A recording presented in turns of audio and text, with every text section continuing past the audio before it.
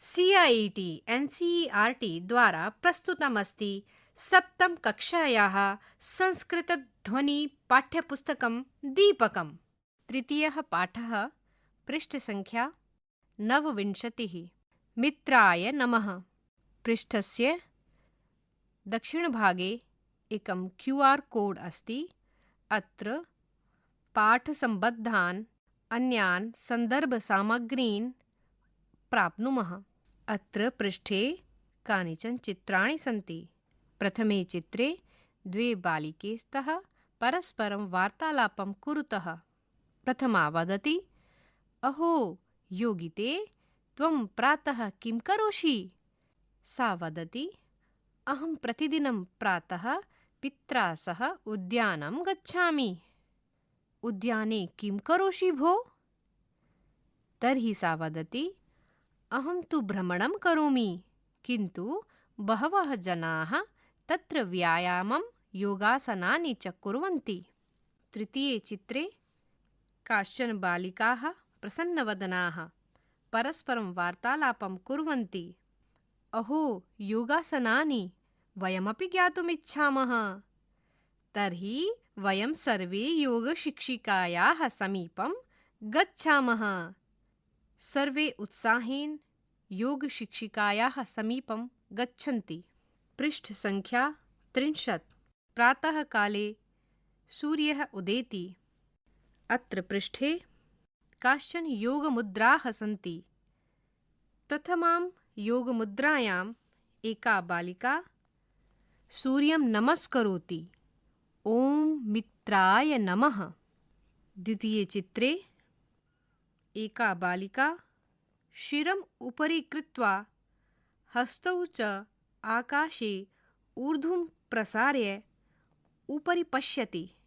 ॐ रवये नमः। तृतीयमुद्रायां बालिका इदानीम् अधोभागे शिरसम् अधो कृत्वा हस्ताभ्यां च भूमिं स्पर्श्य स्वजानुं पश्यति। कटिभागः उपरि अस्ति। ॐ सूर्याय नमः। चतुर्थमुद्रायां बालिका स्वदक्षिणपदं प्रसार्य वामपदम् अग्रे कृत्वा जानुतः अर्धवर्तनं कृत्वा करतलद्वयेन च पृथिवीं स्पर्श्य सम्मुखं पश्यति। ॐ भानवे नमः। पञ्चममुद्रायां बालिका पादाभ्यां प्रसार्य पादयोः पृष्ठभागतः अङ्गुलिभ्यां पृथिवीं स्पर्शति।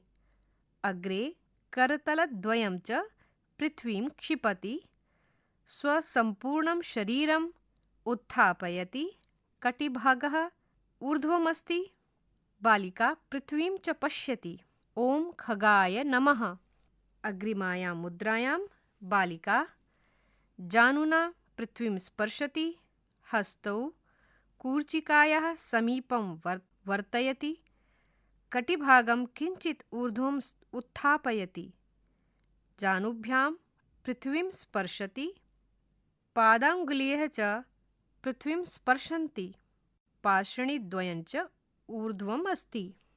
ॐ पूषणे नमः। सप्तममुद्रायां बालिका उदरं जानुभ्यां च ऊर्ध्वम् उत्थापयति। हस्ताभ्यां पृथ्वीं स्पर्शति। मुखम् ऊर्ध्वं कृत्वा सम्मुखं पश्यति। ॐ हिरण्यगर्भाय नमः। अग्रिमायां मुद्रायां बालिका स्वपादाभ्यां मस्तकेन च पृथ्वीं स्पर्शति। स्वकटिभागं पूर्णरूपेण ऊर्ध्वं कृत्वा V इति आकारं दर्शयति। हस्तौ च शिरसः उपरि पृथ्वीं स्पर्शति। अग्रिमायां मुद्रायां बालिका स्ववामपादम् अर्धं वर्तयति। हस्तौ पृथ्वीं निक्षिपति। दक्षिणपादं पूर्णं प्रसार्य चिबुकम् उपरि कृत्वा सम्मुखं पश्यति। यथा क्रियासङ्ख्या 4 मध्ये प्राप्नुमः। अग्रिमायां मुद्रायां बालिका पुनः क्रियासङ्ख्या 3 वत् स्थिता भूत्वा कटेः अधभागे शिरसा वर्तयति, कटिभागम् उपरि वर्तते, हस्तौ पादाभ्यां च पृथ्वीं स्पर्शति, शिरः च निच्चैः अस्ति। ॐ मरीचये नमः। अग्रिमायां मुद्रायां बालिका स्वपादम् अर्धं वर्तयति, हस्तौ पृथ्वीं निक्षिपति, दक्षिणपादं पूर्णं प्रसार्य चिबुकम् उपरि कृत्वा सम्मुखं पश्यति, यथा क्रियासङ्ख्या 4 मध्ये प्राप्नुमः। ॐ आदित्याय नमः। अग्रिमायां मुद्रायां बालिका पुनः क्रियासङ्ख्या 3 वत् स्थिता भूत्वा कटेः अधभागे शिरसा वर्तयति, कटिभागम् उपरि वर्तते, हस्तौ पादाभ्यां च पृथ्वीं स्पर्शति, शिरः च नीचैः अस्ति। ॐ सवित्रे नमः। अग्रिमायां मुद्रायां छात्रा क्रियासङ्ख्या 2 वत् उभौ हस्तौ आकाशे प्रसार्य मुखम् उपरि कृत्वा आकाशं पश्यति। ॐ अर्काय नमः। अन्तिमायां मुद्रायां बालिका क्रियासङ्ख्या 1 वत् पुनः स्थिता भूत्वा सूर्यं नमति। ॐ भास्कराय नमः। सर्वान्ते ॐ सवित्रे सूर्यनारायणाय नमः। अग्रे शिक्षिका अपि नमस्करोति। पृष्ठसङ्ख्या 30। छात्रा नमो नमः आचार्ये। आचार्या वदति शुभं भवतु, उपविशन्तु सर्वे। छात्राः आचार्ये, किम् अद्य भवान् अस्मान् योगासनं शिक्षयति?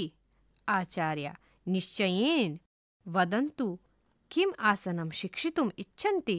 योगिता आचार्ये, अद्य सूर्यनमस्कारं शिक्षयतु। आचार्य समीचीनं। सूर्यनमस्कारः 12 आसनानां समाहारः अस्ति। प्रत्येकस्मात् सूर्यनमस्कारात् पूर्वम् एकः मन्त्रः भवति। तेषु प्रथमः मन्त्रः अस्ति ॐ मित्राय नमः इति। छात्राः आं महोदये, वयं स्मरामः। पृष्ठसङ्ख्या 31। आचार्य अत्युत्तमं, मिलित्वा वदन्तु। छात्राः ॐ मित्राय नमः, ॐ रवये नमः, ॐ सूर्याय नमः, ॐ भानवे नमः, ॐ खगाय नमः, ॐ पूष्णे नमः, ॐ हिरण्यगर्भाय नमः, ॐ मरीचये नमः, ॐ आदित्याय नमः, ॐ सवित्रे नमः, ॐ अर्काय नमः, ॐ भास्कराय नमः। सर्वान्ते ॐ सवित्रे सूर्यनारायणाय नमः।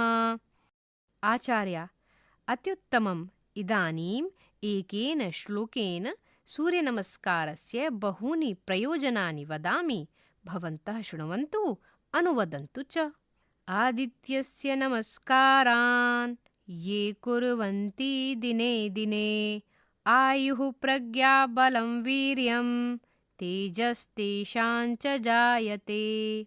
एवं योगासनेषु सूर्यनमस्कारः एकः श्रेष्ठः आसनक्रमः अस्ति। सूर्यनमस्कारेण शारीरिकं, मानसिकम्, आध्यात्मिकं च बलं वर्धते। अतः वयं प्रतिदिनं सूर्यनमस्कारं कर्वाम। स्वस्थं शरीरं, स्वस्थं मनः च प्राप्नुवाम। अस्तु, पुनः अग्रिमकक्षायाम् अन्येषाम् आसनानां विषये ज्ञास्यामः। छात्राः धन्यवादाः आचार्ये। पृष्ठसङ्ख्या 32। वयं शब्दार्थान् जानीमः।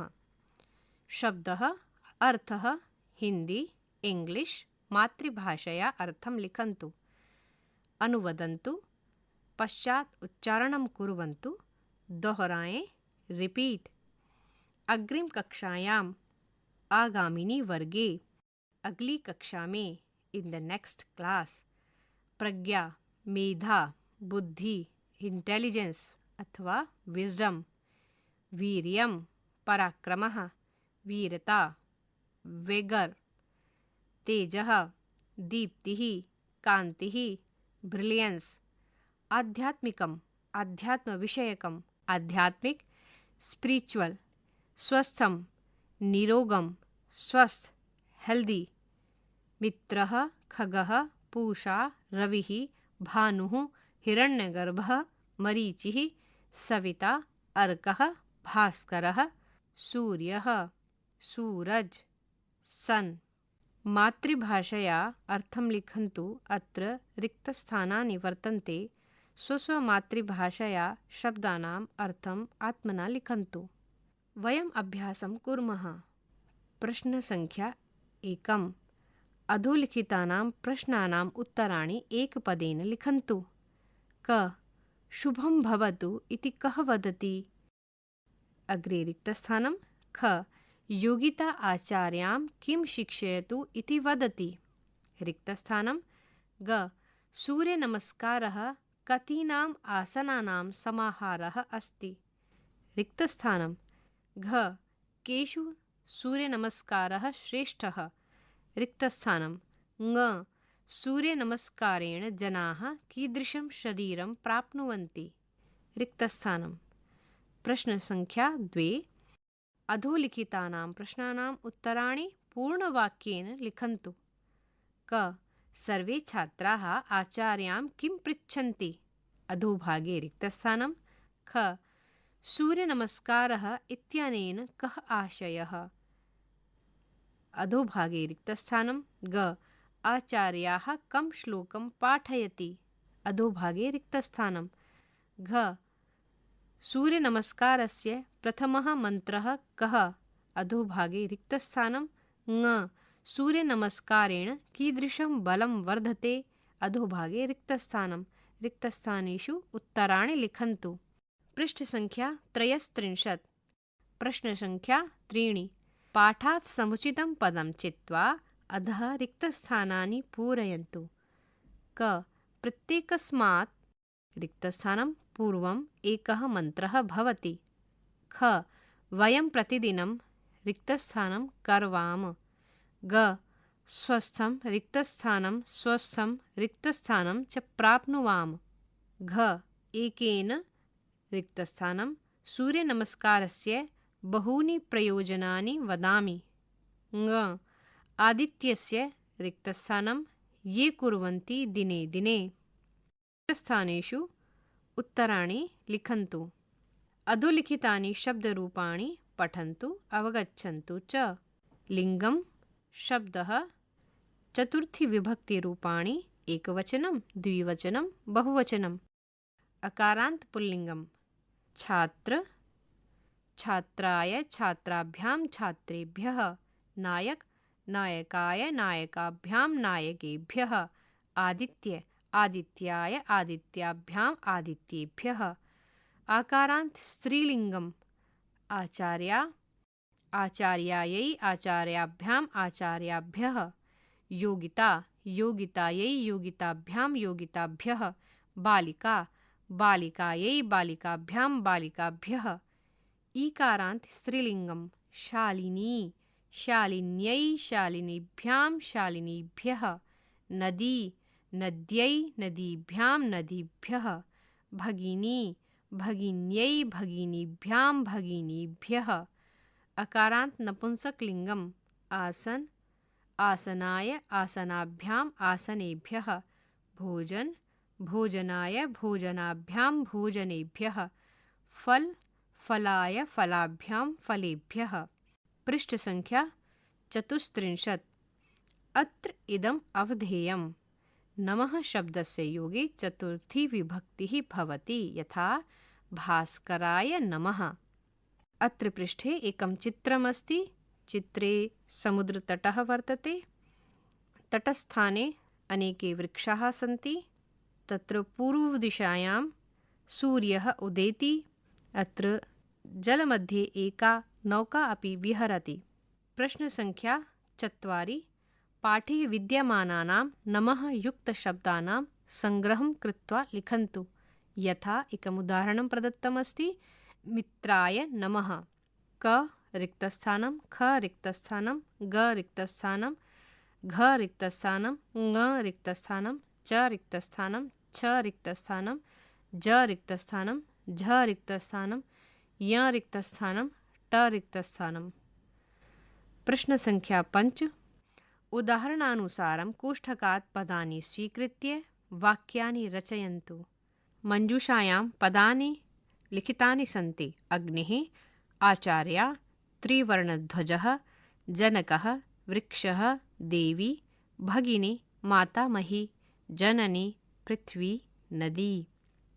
यथा उदाहरणं प्रदत्तमस्ति अग्नि इति शब्दमादाय अग्नये नमः इत्येवम् आत्मना रिक्तस्थानेषु लिखन्तु। क रिक्तस्थानं, ख रिक्तस्थानं। पृष्ठसङ्ख्या 35। ग रिक्तस्थानं, घ रिक्तस्थानं, ङ रिक्तस्थानं, च रिक्तस्थानं, छ रिक्तस्थानं, ज रिक्तस्थानं, झ रिक्तस्थानं, य रिक्तस्थानं। रिक्तस्थानेषु उत्तराणि लिखन्तु।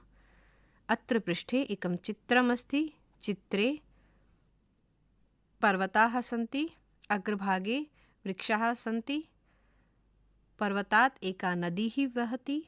रिपीट, पर्वतात् एका नदी निस्सरति। पूर्वदिशि च सूर्यः प्रकाशमानः अस्ति। अत्र इदम् अवधेयं दानार्थे दा धातोः तथा च यच्छ धातोः योगे चतुर्थी विभक्तेः प्रयोगः भवति। यथा शिक्षकः छात्राय पुस्तकं ददाति, शिक्षकः छात्राय पुस्तकं यच्छति। प्रश्न संख्या 6। कोष्ठके विद्यमानानां शब्दानां चतुर्थी विभक्तेः रूपाणि प्रयुज्य वाक्यानि पुनः लिखन्तु। यथा एकम् उदाहरणं प्रदत्तमस्ति सैनिकः कोष्ठके देश जीवनं प्रयच्छति। अत्र रिक्तस्थाने लिखितमस्ति सैनिकः देशाय जीवनं प्रयच्छति। क माता कोष्ठके याचक वस्त्रं ददाति। रिक्तस्थानं। ख पौत्रः पितामही कोष्ठके औषधं ददाति। रिक्तस्थानं। ग अहं कोष्ठके भगिनी उपायनं ददामि। रिक्तस्थानं। घ पिता कोष्ठके सेविका इति पदं वेतनं ददाति। रिक्तस्थानं। ङ त्वं कोष्ठके मित्र पुष्पं ददासि। रिक्तस्थानं। च देवः कोष्ठके भक्त आशीर्वादं ददाति। रिक्तस्थानं। छ आरक्षकः कोष्ठके चोर दण्डं ददाति। रिक्तस्थानं। रिक्तस्थानेषु उत्तराणि लिखन्तु। चतुर्थी विभक्तं कोष्ठक प्रदत्त शब्दैः सह योजयन्तु। पृष्ठ संख्या 37। प्रश्न संख्या 7। उदाहरणानुसारं माता कस्मै अथवा कस्यै धनं ददाति इति कोष्ठके विद्यमानानि पदानि उपयुज्य लिखन्तु। अत्र एकं रेखाचित्रमस्ति। गोलाकारे लिखितमस्ति वामतः माता, दक्षिणतः गोलाकारे लिखितमस्ति ददाति इति क्रियापदं। मध्यभागे पदानि सन्ति मञ्जूषायां पुत्री, पुत्रः, पाचिका, आपणिकः, याचकः, पितामही। माता इति कर्तृपदमादाय ददाति इति क्रियापदमादाय अन्यैः शब्दैः सह चतुर्थी विभक्तिकं प्रयोगं कृत्वा निश्चैः लिखन्तु। यथा एकम् उदाहरणं दत्तमस्ति क माता पुत्री इति चतुर्थी विभक्तिकं पदमस्ति पुत्र्यै। माता पुत्र्यै धनं ददाति। ख रिक्तस्थानं, ग रिक्तस्थानं, घ रिक्तस्थानं, ङ रिक्तस्थानं, च रिक्तस्थानं। रिक्तस्थानेषु वाक्यानि लिखन्तु। प्रश्न संख्या 8। उदाहरणानुसारं रिक्तस्थानानि पूरयन्तु। यथा गणेश गणेशाय, गणेशाभ्यां, गणेशेभ्यः इति उदाहरणं प्रदत्तमस्ति। अन्यान् आत्मना लिखन्तु। क भक्त भक्ताय रिक्तस्थानं भक्तेभ्यः। ख सेविका रिक्तस्थानं सेविकाभ्यां रिक्तस्थानं। ग अनुजा अनुजायै रिक्तस्थानं रिक्तस्थानं। घ गृहिणी रिक्तस्थानं गृहिणीभ्यां रिक्तस्थानं। ङ कुमारी कुमार्यै कुमारीभ्यां रिक्तस्थानं। च वन वनाय रिक्तस्थानं रिक्तस्थानं। छ मित्र रिक्तस्थानं रिक्तस्थानं मित्रेभ्यः। रिक्तस्थानेषु उचित विभक्तिकं पदं लिखन्तु। पृष्ठसङ्ख्या 37। योग्यताविस्तरः। एकं विश्वयोगदिवसः जगति सर्वे जनाः जून् मासस्य 21तमं दिनाङ्कं विश्वयोगदिवसरूपेण आचरन्ति।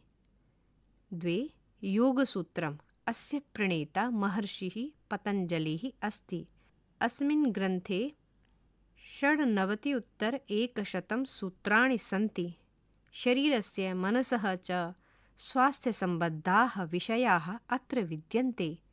3 हठयोगप्रदीपिका एषः ग्रन्थः स्वात्मराम स्वामिना विरचितः।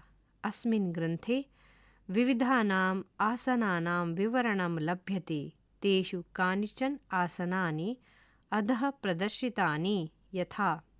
अत्र कानिचन चित्राणि सन्ति। प्रथमं चित्रमस्ति बालिका वज्रासने उपविष्टा अस्ति। जानुभ्यां वर्तनं कृत्वा सा उपविष्टा अस्ति। प्रथममस्ति वज्रासनं। द्वितीयं पद्मासनस्य चित्रमस्ति।